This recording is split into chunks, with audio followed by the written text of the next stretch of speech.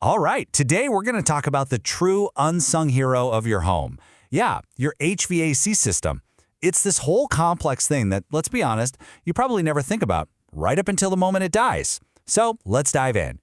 Seriously, just take a second and think about it. What's the one system in your house that you completely ignore day in and day out? It's working 24/7 every single season, usually tucked away in some closet or attic.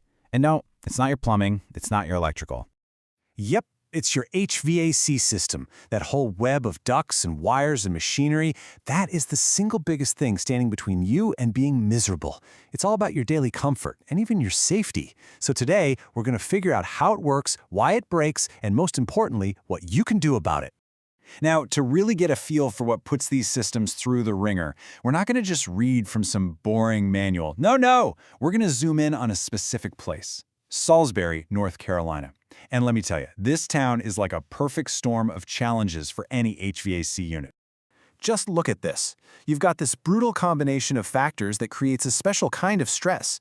You've got these humid summers that are well past 90 degrees, forcing the AC to work overtime. Then, bam, you get these unpredictable winters with freezing nights where the heat is just struggling to keep up. The temperature can swing like crazy. And get this, even the soil, that classic North Carolina red clay, holds onto moisture, so the system is constantly fighting humidity from below ground. It is a non-stop, year-round battle. And here's the kicker. This shows that nobody's immune. It doesn't matter if your house is old or new. In the older, historic areas, you've got homes with leaky, ancient ductwork and basically zero insulation. I mean, you're literally paying to heat and cool the entire neighborhood. But then you go over to the newer developments, and what do you find? Builders often throw in the cheapest, most basic units they can find. And those things? They're inefficient and they're just designed to fail way too early. Okay, so you've got this system and it's under constant, relentless stress. And then it happens. It's that moment every single homeowner dreads. You know the one. That familiar, comforting hum in the background is suddenly gone, replaced by a deafening, jarring silence. Or maybe something even worse. This right here. This is the absolute classic summer nightmare. It's the hottest day of the year, the heat is just unbearable, you run to your thermostat praying for relief, and all you get is this lukewarm, stale air blowing in your face. It's a total system failure at the worst possible time imaginable. And of course, here's the winter version of that nightmare. Waking up in the middle of the night to a house that feels like an icebox. That's more than just uncomfortable, right? It can be downright dangerous. This is when it hits you that your HVAC isn't just some luxury, it's a critical piece of your home's safety. But here's the thing. These huge, catastrophic failures, they almost never happen out of the blue. Your system is usually trying to tell you something's wrong. It's giving you warnings. A sudden, crazy spike in your utility bill. Weird rattling or grinding noises. Maybe your system keeps turning on and off every few minutes. That's called short cycling, by the way. These are all signs that your system is basically crying for help. And one of the biggest, most sneaky problems of all is leaky ductwork. I mean, think about it. Hidden away in your attic or your crawl space, these leaks can waste up to 30% of the air you're paying to heat and cool. 30%! That's literally like leaving a giant window wide open all year long. And all that waste just forces your system to run longer and harder, which just wears it out so much faster. Okay, so we've seen the problems, we know the warning signs to look for, now for the really important part. What do you actually do about it?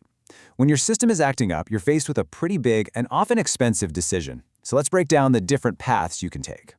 When it comes right down to it, you've basically got three choices. The first is all about being proactive and getting ahead of problems. The second is about, reacting when things go wrong. And the third is about knowing when it's time to just start over. Let's dig into what each of these paths really means. Path number 1, maintenance. Honestly, this is the smartest and, in the long run, the cheapest way to go. You gotta think of it just like changing the oil in your car. Getting regular tune-ups, where a pro comes out, cleans the coils, checks the refrigerant, and just make sure everything is calibrated. That can catch tiny little problems before they explode into those catastrophic wallet-busting failures. All right, path number 2, repair. Now, when we talk about repairs, a good repair is not just a Band-Aid. For example, let's say you've got a frozen coil. The symptom is that your AC isn't blowing cold air, right? But the real problem, the root cause, could be anything from a refrigerant leak to a clogged filter or even a failing motor. A proper repair finds and fixes that underlying issue so the same problem doesn't just pop up again a month from now. And finally, path 3, replacement. Look, eventually, every single system just reaches the end of the road. If your unit is pushing 15 years old or more, and you find yourself calling for repairs every single season, you're basically just throwing good money after bad. A new, high-efficiency system won't just be more reliable, it's also going to save you a ton of money on your energy bills down the line. Okay, so now we get the three main paths. Let's arm you with some simple but really powerful rules of thumb. Think of these as practical tools you can actually use to make smarter, more confident decisions about your home's comfort system. So let's start with just this number, $5,000. What in the world could that have to do with your HVAC system? Well, it's actually the key to a really simple but brilliant formula. This is what's known as the $5,000 rule, and it is a fantastic guideline for making that tough repair versus replace call. It's super simple. You just multiply the age of your system in years by whatever the repair is going to cost. If that final number is over $5,000, that's a really strong sign that you're better off, financially, investing in a whole new system. Let's run through a quick example so you see how it works. Okay, say you have a 12-year-old AC unit. It breaks, and the tech tells you it's a $500 repair. So you take 12 years, you multiply it by $500, and you get $6,000. Since that's over our $5,000 magic number, the rule is telling you it's probably time to start getting quotes for a replacement instead of sinking another $500 into that old unit. All right, here's another super simple tip that could literally save you a fortune. If your AC shuts off, either you turn it off or the power flickers for a second, you have to wait at least 3 minutes before you turn it back on. Why? Because restarting it too quickly forces the compressor, which is basically the heart of your whole system, to fight against intense pressure. That can cause some serious, expensive damage. A little bit of patience here goes a long, long way.